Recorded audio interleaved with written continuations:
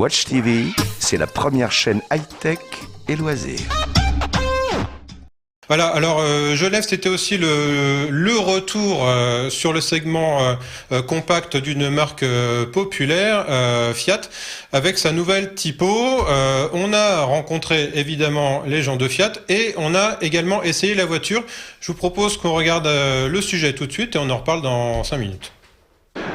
Voilà, je me trouve sur le stand de Fiat avec Christophe Uséo. Bonjour Christophe. Bonjour Alexandre.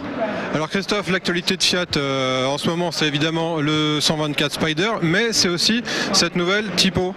Oui, Tipo, un nom connu dans la gamme Fiat, c'était la VT voiture de l'année en 1989. On en a produit 2 millions d'exemplaires. On a repris ce patronyme pour présenter ici à Genève toute la famille Tipo, 4 portes, 5 portes et un break. Voilà, et figurez-vous que la Tipo est déjà à l'essai dans le garage. On regarde tout de suite. Merci Christophe. Merci Alexandre.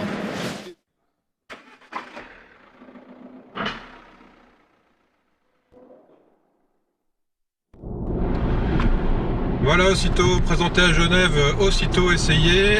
Je suis avec Benjamin Cuc, le Parisien. Salut Benjamin. Salut Alexandre. Alors Benjamin, donc on essaye cette nouvelle Fiat Tipo, ici en version 4 portes. Très franchement, un produit étonnant. Ah ouais, totalement, pour une bonne raison, c'est que moi j'y vois la révolution Fiat comme Dacia était la révolution Renault. C'est-à-dire qu'on a une voiture très accessible en prix, très bien positionnée, sauf qu'elle a un avantage par rapport à la Dacia, c'est qu'elle est mieux en termes de qualité. C'est pas déconnant. Non, c'est pas une voiture qui présente de gros défauts de présentation, quoi. Elle est assez ergonomique. Ce qu'on peut lui reprocher, c'est son écran de GPS 5 pouces. Vraiment, ça fait un peu rikiki sur la planche de bord. 7 pouces aurait été mieux, sauf que c'est vendu 500 € en pack. Il y en a pour 500 € à tout casser, ce qui présente quand même un gros avantage. Alors voilà, c'est une voiture accessible, on l'a dit, 12 500 € en prix d'appel avec un moteur essence 95 chevaux. Là, on essaye le modèle diesel haut de gamme, 120 chevaux, 1,6 litre, qui tourne autour de 18 000 €. Ouais.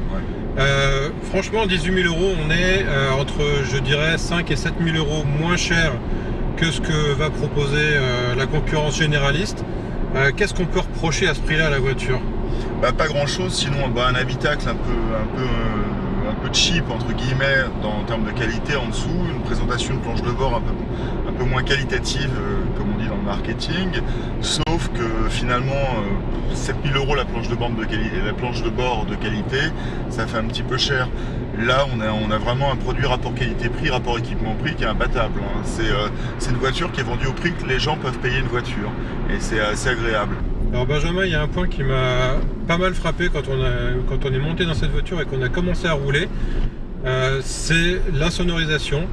Je m'attendais sincèrement à quelque chose de beaucoup plus sonore. On est sur un moteur diesel, on est sur le haut de gamme 120 chevaux, je ne sais pas ce que donne le petit moteur de 95 chevaux, mais globalement c'est surprenant.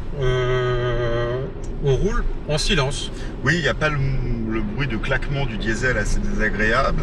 Je pense que le moteur doit être bien calfeutré parce qu'on n'a pas de remontée vraiment de bruit dans le moteur, du moteur dans l'habitacle. Ça, c'est très agréable. La monte de 16 pouces des jantes, des roues, fait qu'on n'a pas non plus de bruit de roulage désagréable, comme des fois c'est un peu ferme avec des grosses roues.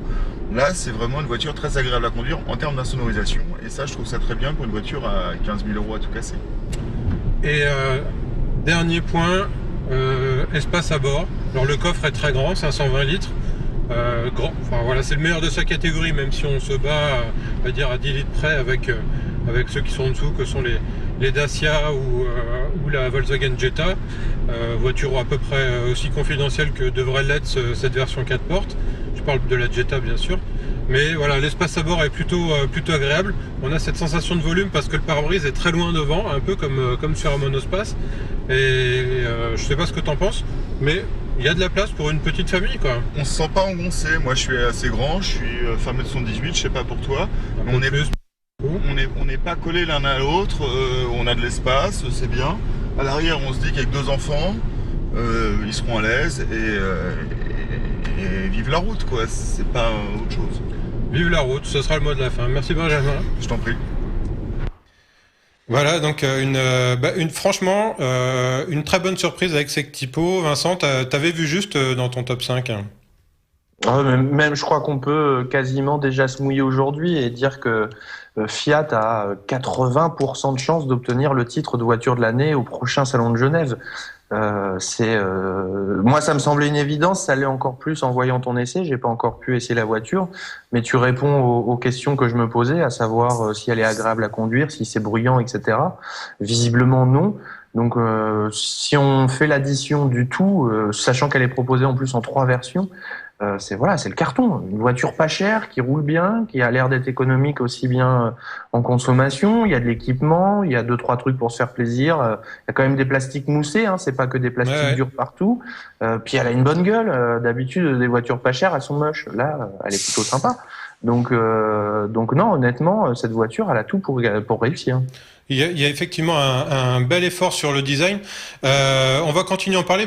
J'ai eu l'occasion de rencontrer justement le designer de la voiture et je lui ai simplement demandé comment est-ce qu'on concevait une compacte populaire pour Fiat. Bien sûr, les segments, c'est très stratégique pour Fiat. Donc, on a décidé de partir avant tout par la sédan. La sédan, c'est une voiture qui nécessite une bonne impostation. Donc toute l'attention a été pour la sédan. Essayer de l'imposter, d'avoir une impostation du châssis très performant par dimension, équilibre du volume. Donc ayant une longue wheelbase et essayant de compacter la longueur et aussi l'auteur pour une question d'aérodynamique et de CO2 en même temps. On a réussi à faire une voiture très performante. Très performante aussi du point de vue du design, parce que la sédan a réussi et résulte très équilibré. Après la sédan, on a décidé de concentrer l'attention par l'hatchback et la station wagon, qui sont réussis très naturels de même temps. Voilà, donc Alberto Di Lillo, chef du design de Fiat. Donc on l'a dit, cette typo arrive en 3 versions. Alors Fiat commercialise d'abord la version 4 portes, sur laquelle on nous a dit qu'il n'avait strictement aucun objectif en France. Donc en gros, ce qu'ils vont vendre, ce sera du volume. Les Européens du Nord aiment pas trop les berlines 4 portes, hein, Vincent. Non, cette typo, faut dire quand même qu'elle existe depuis un petit peu plus d'1 an sur quelques marchés émergents. Elle est fabriquée en Turquie et c'était effectivement la cible, on va dire, sur la partie la plus orientale de ce qu'on appelle le continent IMIA, Europe et Afrique et puis un petit peu Asie. Et après, ils ont adapté le produit effectivement pour les Européens à Genève en nous présentant ces 2 versions. Donc c'est réussi, c'est-à-dire que j'ai la sensation que les Italiens ont enfin compris qu'on peut pas berner le client trop longtemps. Et pour le coup, ils font leur mea culpa d'une superbe manière en nous envoyant un produit de qualité. Oui, alors pour la petite histoire, on parlait du design. Tu avais, toi, lors d'un essai récent, je sais plus si c'était en Autriche, en Italie, spoté la version 5 portes de cette voiture et elle était sans logo. Tu l'avais prise pour une autre marque. Oui, tout à fait. C'est vrai que cette malle arrière avec une grosse découpe au niveau des feux nous rappelait quand même Skoda. On était très hésitants et la face avant également sans logo. On n'est pas loin du Volkswagen. On aurait pu se dire à la rigueur, tu remplaces le logo Fiat par un logo bleu. On pouvait se dire pourquoi pas. Est-ce que c'est la nouvelle Golf? Donc c'est là qu'on se rend compte qu'il y a une vraie réforme du design chez Fiat qui est très puissante et qui va installer la marque dans une nouvelle image. Alors en tout cas un joli coup de poker qui devrait fonctionner, enfin en tout cas qui n'a pas de raison de... Watch TV, c'est la première chaîne high-tech et loisirs.